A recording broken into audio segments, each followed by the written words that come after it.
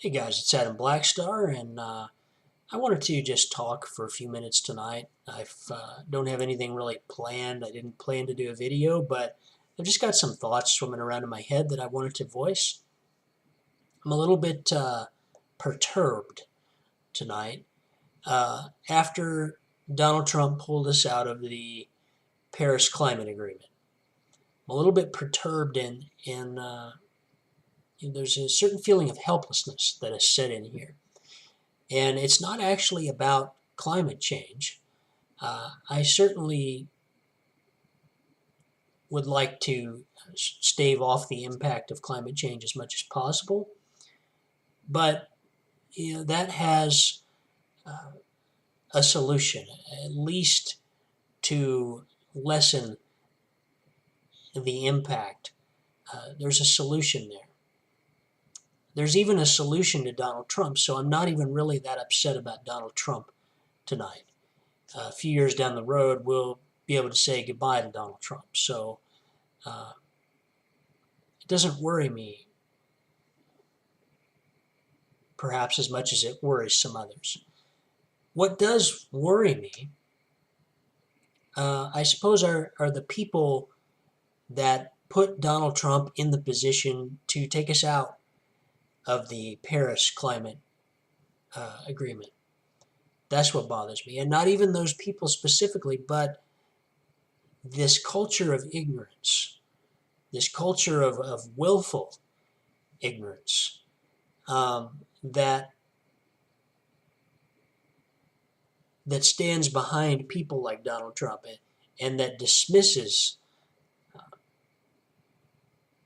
issues like climate change, which puts this entire planet, this all life as we know it, is in jeopardy because of climate change. Now, I'm going to be totally honest with you. I don't know for a fact that climate change is a legitimate issue. It may be a hoax. I suppose it's possible. I used to think it was a hoax, in fact, back when I was a conservative and I was religious. I mean, that just goes along with being a conservative and religious. There's very few exceptions to that. But I changed my mind about that. And I didn't change my mind about that because I became a liberal and now believing in climate change is just part of the package deal. I actually changed my mind on that even when I was still a conservative, just because the more I read about it, the more I began to think that it was probably true. It just didn't seem too far-fetched to me when I really started reading about it. Where the idea was born in my mind was back when Al Gore was still someone, and he was talking about global warming. Well, Al Gore is kind of a basket case among conservatives, and I was a conservative, so I just didn't take anything Al Gore said seriously. I thought if Al Gore was saying it, it's probably not true. But now we're in a situation where we have 195 out of 198 countries that are in this agreement to try to limit carbon emissions and to stop climate change as much as possible. And a majority of scientists are in agreement on this issue. And again, when you really read about it, it just doesn't seem far-fetched at all. Nothing compared to, let's say, you know, the human race beginning in a garden between two naked people who were created out of dust.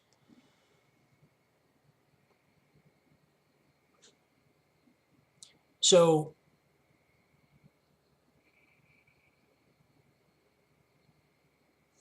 I'm sitting here and I'm reading about this decision that Donald Trump made. And I'm thinking, what do we do about people that find it so easy to believe in Adam and Eve and Noah's Ark and the Bible, but yet they just so flippantly dismiss climate change, evolution through natural selection?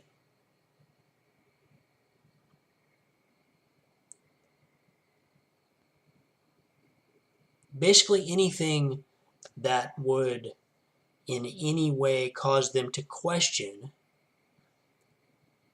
their preconceived ideas about how the universe works. And that's really what it comes down to.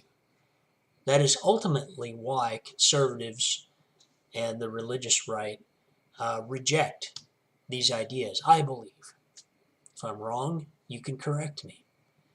And I say this from experience because this is really why I rejected these ideas. Evolution could not possibly be true because that would mean that the Bible is wrong.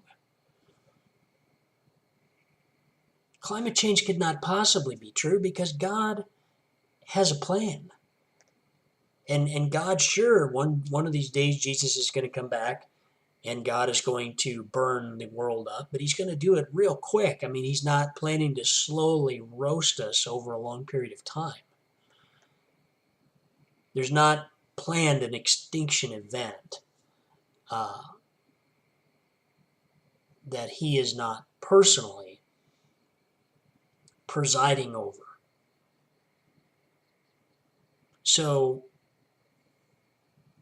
I just rejected those ideas. And this is the problem. This is what you have in the world today. This is why ideas are rejected, because people walk around, they live their entire lives inside this bubble, and anything that's foreign to what exists inside that bubble, it makes its approach, but it just bounces off the surface. It's just rejected. There's no room for it inside the bubble. Now, there's a lot of atheists out there. There's a lot of people who have walked away from their faith or lost their faith somewhere along the way. But we are still such a tiny, tiny minority. People who put reason and logic ahead of just believing things for superstitious reasons are still such a tiny minority on this planet. And I consider myself, and the fact that I was a person 5 years ago who ran a conservative blog, who went on Twitter and spent hours just railing against liberals, who was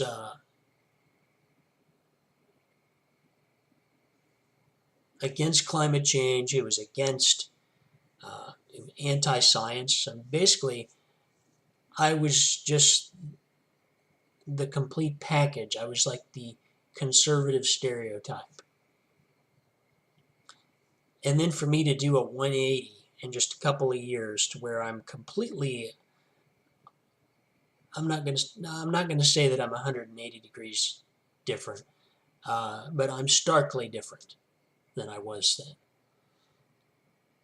But that's just not typical. That doesn't happen very often. And so we cannot depend on that happening with people. It's just not going to. So we're left with this problem in our world. We're left with people who are they just choose to be ignorant. They choose to follow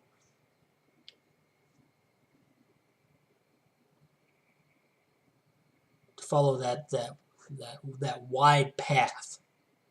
As the Bible says, wide is the path that leads to destruction, and that is the path that they are on. not their own destruction, or not just their own destruction, but the destruction of everything that we know, our entire world. And I mean, we can talk about Islam and we can talk about all these ugly ideologies and talk about people strapping explosives on themselves and blowing up concerts. We can do that. But the ignorance that fuels ideologies like that is the same ignorance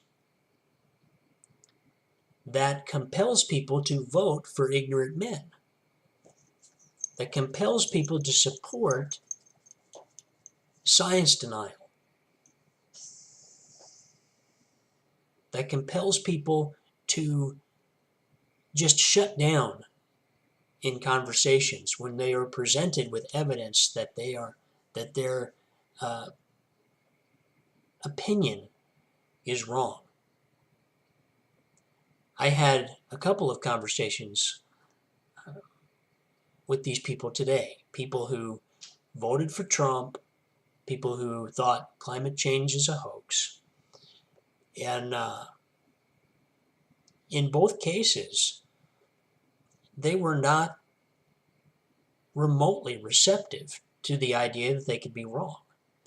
I realize you get on social media and what people really are wanting to do is they're wanting to win a debate.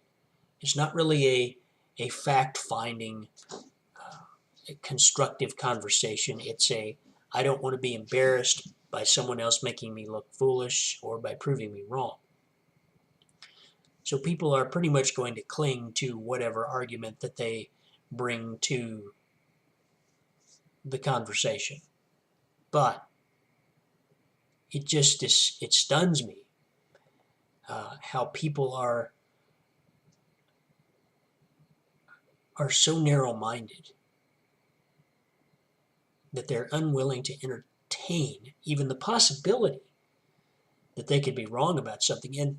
And they are willing, I mean, they see it as completely reasonable that they could be right and that all these scientists could be wrong.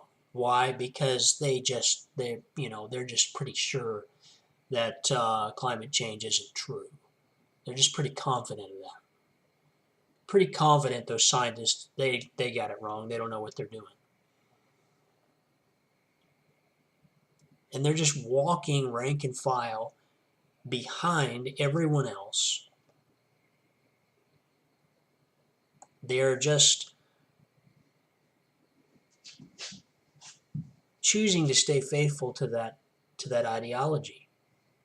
And you look at the politicians, and it strikes me as amusing even, that issues like climate change are fairly new compared to many of the other issues that Democrats and Republicans fight over. So it's not as if the issue of climate change is the dividing line that separates Democrats and Republicans.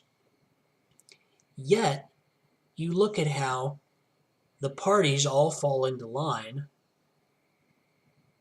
perfectly on these issues. Now, I get the Democrat side because to me, when I read the science and I read the arguments for and against, I find that climate change is most probably a legitimate cause for concern. But on the conservative side, I see how the politicians just kind of fall into line behind their voters that climate change is a hoax, evolution is just a theory, and the world was created in 6 days by the Christian God. I mean, you have all of these just hocus pocus ideas that all of these politicians, they just all fall into line on the conservative side. Now, is that just coincidence that they all have done the research and they all have arrived at the same opinion and they all just happen to be conservatives? I find it hard to believe that these individuals are really all stupid people. That doesn't seem like the most probable explanation for this phenomena. What seems most probable to me is that these people just know what their voters are looking for in a politician. And they are so irresponsible, and they are so selfish. I mean, they've gone to college. Some of them are doctors. They have every opportunity and really compulsion to understand these issues. Yet they fall on the side of it's just a theory or it's a hoax. All of them do. They all fall into line on this behind the prejudices and the ignorance of their base, of the people who are going to come and cast a ballot for a Republican.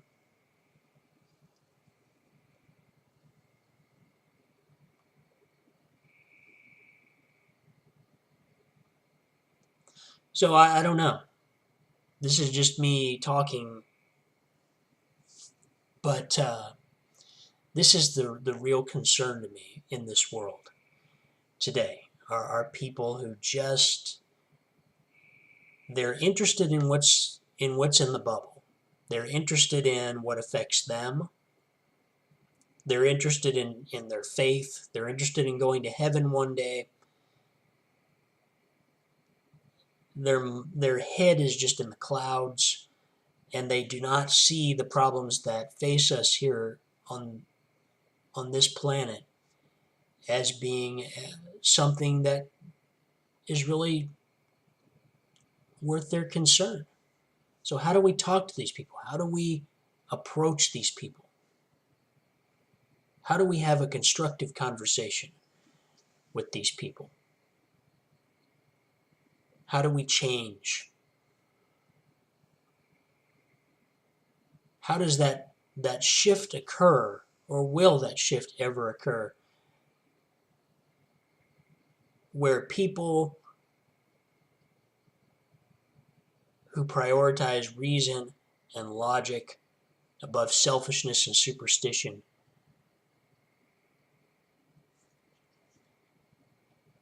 where those people are dominant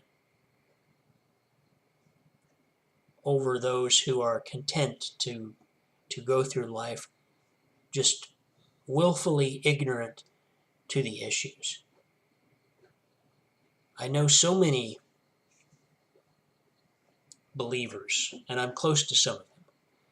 They will just get upset if I talk about climate change or if I talk about what Donald Trump did. Not even because they really support Donald Trump, but because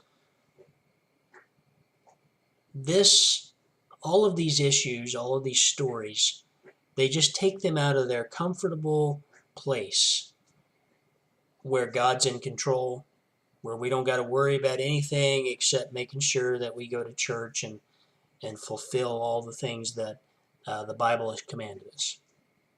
They don't want to leave their happy place, and they would rather just ignore these issues, just pretend they don't exist, because they're going to be dead in a few years anyway.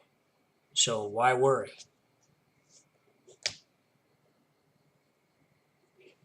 I don't know. I've talked long enough. Thank you for listening to me ramble. I'm Adam Blackstar. Look me up on Facebook and or Twitter. And catch you next time.